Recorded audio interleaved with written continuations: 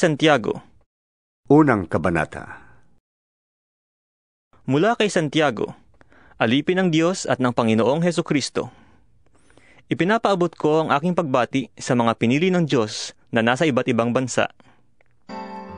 Mga kapatid, mag-alala kayo kapag kayo'y dumaranas ng iba't ibang pagsubok. Dapat ninyong malaman na pinapatatag ng mga pagsubok ang inyong pananampalataya. At dapat kayong magpakatatag hanggang wakas upang kayo'y maging ganap at walang pagkukulang. Ngunit, kung ang sino man sa inyo ay kulang sa karunungan, humingi siya sa Diyos at siya'y bibigyan, sapagkat ang Diyos ay mapagbigay at di nanunumbat. Subalit ang humihingi ay dapat magtiwala at huwag mag-alinlangan, sapagkat ang nag-aalinlangan ay parang alon sa dagat na itinataboy ng hangin kahit saan. Huwag umasang tatanggap ng anuman mula sa Panginoon ang taong pabago-bago ang isip at di alam kung ano talaga ang ibig niya. Dapat magalak ang mahirap na kapatid kapag siya'y itinataas ng Diyos, at gayon din naman ang mayamang kapatid kapag siya'y ibinababa, sapagkat ang mayaman ay lilipas na gaya ng bulaklak ng damo. Ang damo ay nalalanta sa matinding sikat ng araw, nalalagas ang kanyang mga bulaklak, at kumukupas ang kanyang ganda. Gayon din naman, ang mayaman ay mamamatay sa gitna ng kanyang mga kaabalahan. Mapalad ang taong nananatiling tapat sa kabila ng mga pagsubok, sapagkat matapos siyang subukin, tatanggap siya ng gantimpala ng buhay na ipinangako ng Panginoon sa mga umiibig sa Kanya. Huwag sabihin ni numan na tinutokso siya ng Diyos kapag siya'y dumaranas ng pagsubok, sapagkat ang Diyos ay hindi maaaring matukso at hindi rin naman nanunukso ng sinuman. Natutokso ang tao kapag siya'y naaakit at nagpapatangay sa kanyang sariling nasa. Kapag ang nasa ay tumubo at nagugat sa kanyang puso, magbubunga ito ng pagkakasala. Kapag ang kasalanan ay lumala, ito'y hahantong sa kamatayan. Huwag kayong padaya, mga kapatid kong minamahal. Ang lahat ng mabuti at ganap na kaloob ay buhat sa langit, mula sa Ama na lumikha ng mga tanglaw sa kalangitan. Hindi siya nagbabago o nagpapakita ng bahagyamang pagbabago. Niloob niyang tayo'y maging anak niya sa pamamagitan ng salita ng katotohanan, upang tayo'y maging pangunahin higit kaysa lahat ng kanyang mga nilalang. Unawain ninyo ito, mga kapatid kong minamahal. Maging alisto kayo sa pakikinig, dahan-dahan sa pagsasalita, at huwag agad magagalit, sapagkat ang galit ay hindi nakakatulong upang ang tao'y maging kalugod-lugod sa paningin ng Diyos. Kaya't talikuran na ninyo ang inyong maruruming gawa at alisin ang masasamang asal, at may pagpapakumbabang tanggapin ang salita ng Diyos na itinanim sa inyong puso. Ang salitang ito ang makakapagligtas sa inyo. Mamuhay kayo ayon sa salita ng Diyos. Kung ito'y pinapakinggan lamang ninyo, ngunit hindi sinasagawa, dinadaya ninyo ang inyong sarili, sapagkat ang nakikinig ng salita, ngunit hindi sumusunod dito ay katulad ng isang taong tumingin sa salamin at pagkatapos tingnang mabuti ang sarili, ay umalis at kinakalimutan ang kanyang ayos. Ang pagpapalain ng Diyos sa lahat ng kanyang gawain ay ang taong nagsasaliksik at nagpapatuloy sa pagsunod sa kutusang ganap na nagpapalaya sa tao. Siya ang taong gumagawa at hindi nakikinig lamang, at pagkatapos ay nakakalimot. Kung inaakala ni numan na siya'y relihiyoso, ngunit hindi naman siya marunong magpigil ng dila, dinadaya lamang niya ang kanyang sarili. Walang kabuluhan ang kanyang pagiging relihiyoso. Ang pagiging relihiyoso na dalisay at walang dungis sa harap ng ating Diyos at Ama ay ang pagtulong sa mga ulila at sa mga byuda sa kanilang kahirapan, at pag-iingat sa sarili upang huwag mahawa sa kasamaan ng mundong ito. Ikalawang Kabanata. Mga kapatid ko, bilang mga mananampalataya kay Hesukristo na ating maluwalhating Panginoon, dapat ay pantay-pantay ang tingin ninyo sa lahat ng tao. Kung may pumasok sa inyong kapulungan na isang lalaking may mga singsing na ginto at nakadamit ng magara, at dumating din doon ang isang mahirap na puro sulsi ang damit, at inasikaso ninyong mabuti ang nakadamit ng magara at sinabi sa kanya, "Dito kayo maupo." At sinabi naman ninyo sa mahirap, "Tumayo ka na lang dyan," o kaya'y, "Sa sahig ka na lang umupo." Nagtatangi na kayo at humahatol ng mali. Tingnan ninyo, mga kapatid kong minamahal, Hindi ba't ang pinili ng Diyos ay ang mga mahihirap sa mundong ito upang maging mayaman sa pananampalataya at maging kasama sa kahariang ipinangako niya sa mga umiibig sa Kanya? Ngunit hinahamak ninyo ang mahihirap. Hindi ba't ang mayayaman ang umaapi sa inyo at sila ang nagsasakdal sa inyo sa hukuman? Hindi ba't sila rin ang lumalait sa marangal na pangalang ibinigay sa inyo ng Diyos? Mabuti ang inyong ginagawa kung tinutupad ninyo ang utos sa kaharian ng Diyos ayon sa kasulatan. Ibigin mo ang iyong kapwa gaya ng iyong sarili. Ngunit kung nagtatangi kayo ng tao, kayo'y nagkakasala. At batay sa kautusan, dapat kayong parusahan. Ang lumalabag sa isa, kahit tumupad sa iba pang mga utos, ay lumalabag pa rin sa buong kautusan. Sapagkat ang Diyos na nagsabing, huwag kang mangangalunya, ay siya ring nagsabing, huwag kang papatay. Kung hindi ka man nangangalunya, ngunit pumapatay ka naman, nilalabag mo na rin ang kautusan. Kaya't mag-ingat kayo sa inyong pagkilos at pananalita, sapagkat hahatulan kayo ayon sa kautusang nagpapalaya sa inyo. Walang habag na hahatulan ng Diyos ang di marunong mahabag. Ngunit ang mahabagin ay walang dapat ikatakot sa oras ng paghatol. Mga kapatid, ano ang mapapala ng isang tao kung sabihin man niyang siya'y may pananampalataya, ngunit hindi naman niya ito pinapatunayan sa gawa? Maililigtas ba siya ng ganoong uri ng pananampalataya? Halimbawa, may isang kapatid na walang maisuot at walang makain.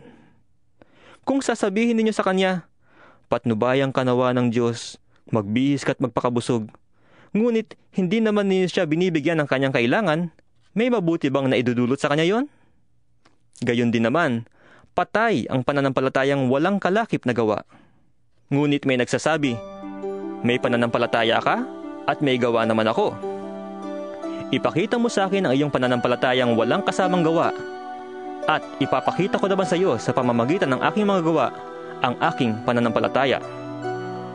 Sumasampalataya ka na ang Diyos ay isa, hindi ba? Mabuti yan. Ang mga demonyo man ay sumasampalataya rin at nanginginig pa. Ibig mo pa bang patunayan ko sa iyo, hangal, na walang kabuluhan ang pananampalatayang walang kasamang gawa?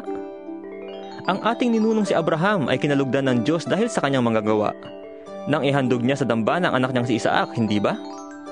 Dito ay makikita mong magkalakip ang kanyang pananampalataya at mga gawa, at naging ganap ang kanyang pananampalataya dahil sa kanyang mga gawa. Natupad ang sinasabi ng kasulatan, si Abraham ay sumampalataya sa Diyos, at dahil dito, siya'y tinanggap na matuwid at tinawag siyang kaibigan ng Diyos.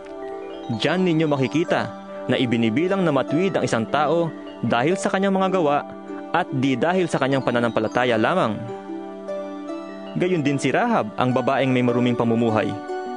Pinatuloy niya ang mga espiya ng Israel at itinuro pa sa kanila ang ibang daan upang sila'y makatakas. Dahil sa ginawa niyang yon, siya'y tinanggap na matuwid. Patay ang katawang walang espiritu. Gayon din naman, patay ang pananampalatayang walang kasamang gawa. Ikatlong kabanata. Mga kapatid, hindi dapat na maging guro ang marami sa inyo. Yamang alam ninyo na tayong mga nagtuturo ay hahatulan ng mas mahigpit kaysa iba. Tayong lahat ay nagkakamali sa iba't ibang paraan.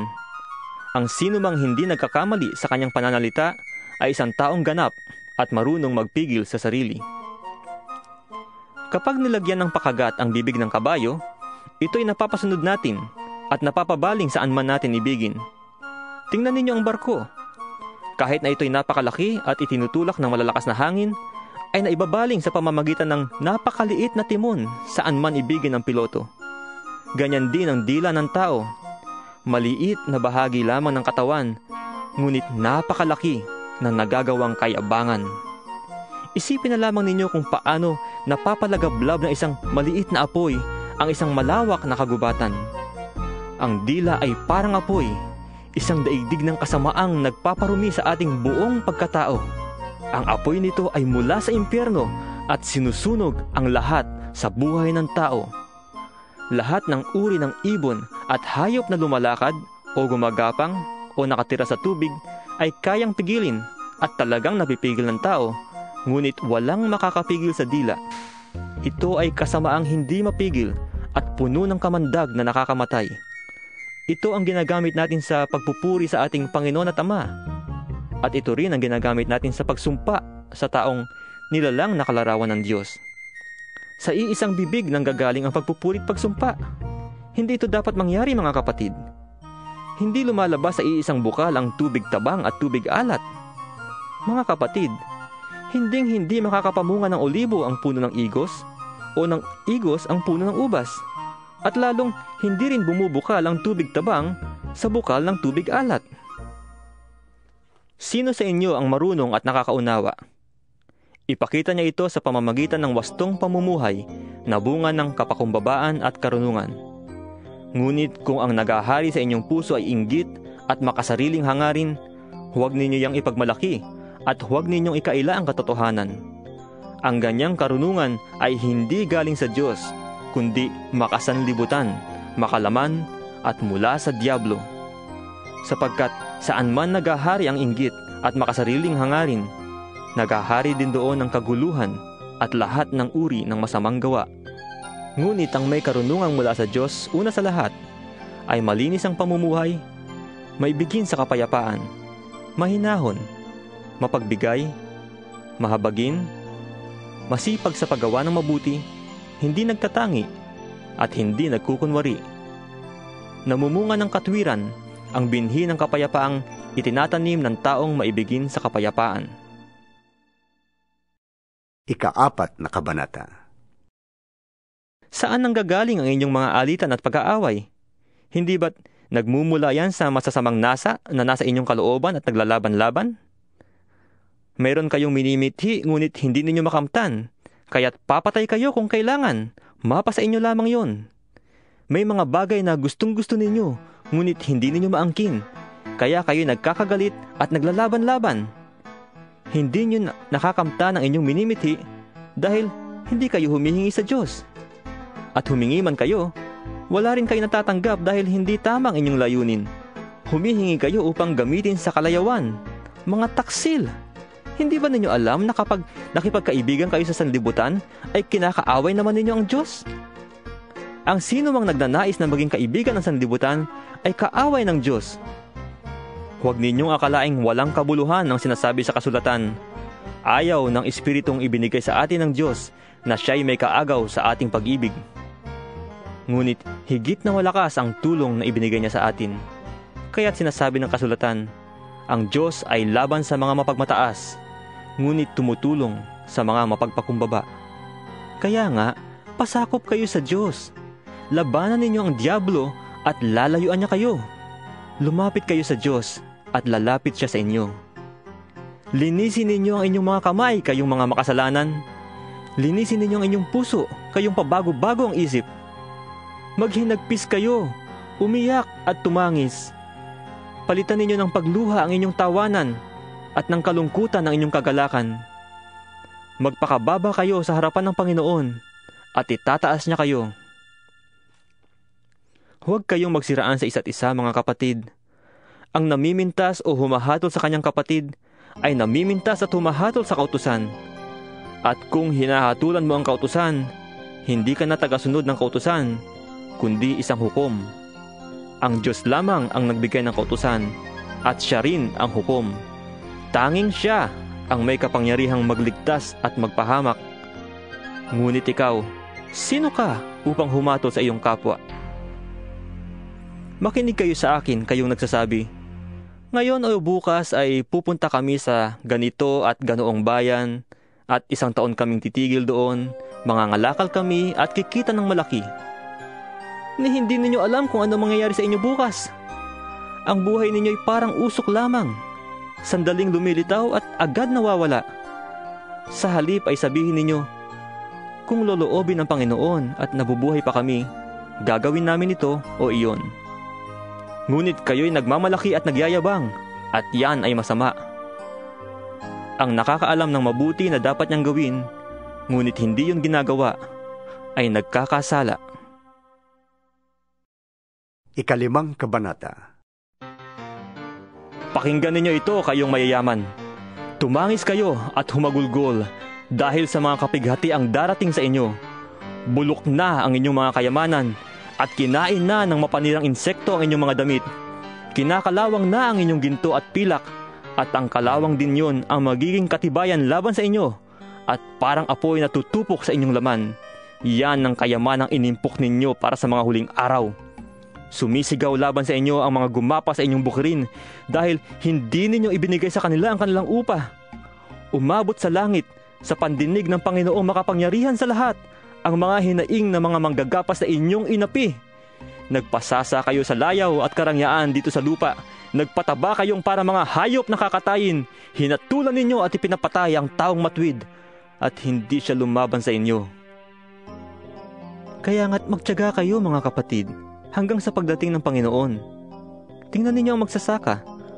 Buong tiyaga niyang hinihintay ang kapanapanabik na ani ng kanyang bukirin, at minamatyaga ng pagpatak ng ulan. Dapat din kayong magtiyaga. Tibayan ninyo ang inyong loob, sapagkat nalalapit na ang pagdating ng Panginoon. Huwag kayong magsisihan sa isa't isa mga kapatid, upang hindi kayo hatulan ng Diyos, sapagkat malapit na ang dumating ang hukom. Mga kapatid, tularan ninyo ang mga propetang nagsalita sa ngalan ng Panginoon. Buong tiyaga silang nagtiis ng kahirapan. Sinasabi nating mapalad ang mga nagtitiyaga at nagtitiis. Narinig na ninyo ang tungkol sa pagtitiis ni Job, at ang ginawa sa kanya ng Panginoon sa bandang huli. Talagang napakabuti at tunay na mahabagin ng Panginoon. Ngunit higit sa lahat mga kapatid, huwag na kayong manunumpa.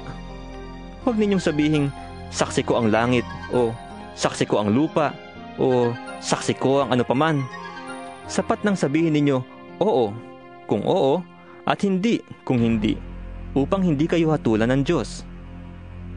Nahihirapan ba ang sino man sa inyo? Manalangin siya. Nagagalak ba ang sino man? Umawit siya ng papuri sa Diyos. Mayroon bang may sakit sa inyo? Ipatawag niya ang mga pinuno ng iglesia upang ipanalangin siya at pahiran ng langis sa ngalan ng Panginoon. Pagagalingin ng Diyos ang may sakit dahil sa panalangin may pananampalataya. Palalakasin siyang muli ng Panginoon at patatawarin ng kanyang mga kasalanan. Kaya nga, ipagtapat ninyo sa inyong mga kapatid ang inyong mga kasalanan at ipanalangin ninyo ang isa't isa upang kayo'y gumaling. Malaki ang nagagawa ng panalangin ng taong matwid. Si Elias ay taong tulad din natin. Nang mataimtim siyang nanalangin na huwag umulan, hindi nga umulan sa loob ng 3 taon at 6 na buwan. At nang siya'y nanalangin para umulan, bumagsak nga ang ulan at namunga ang mga halaman. Mga kapatid, kung may kapatid kayong nalilihis ng landas at may isa namang umakay sa kanya upang magsisi, ito ang tandaan ninyo.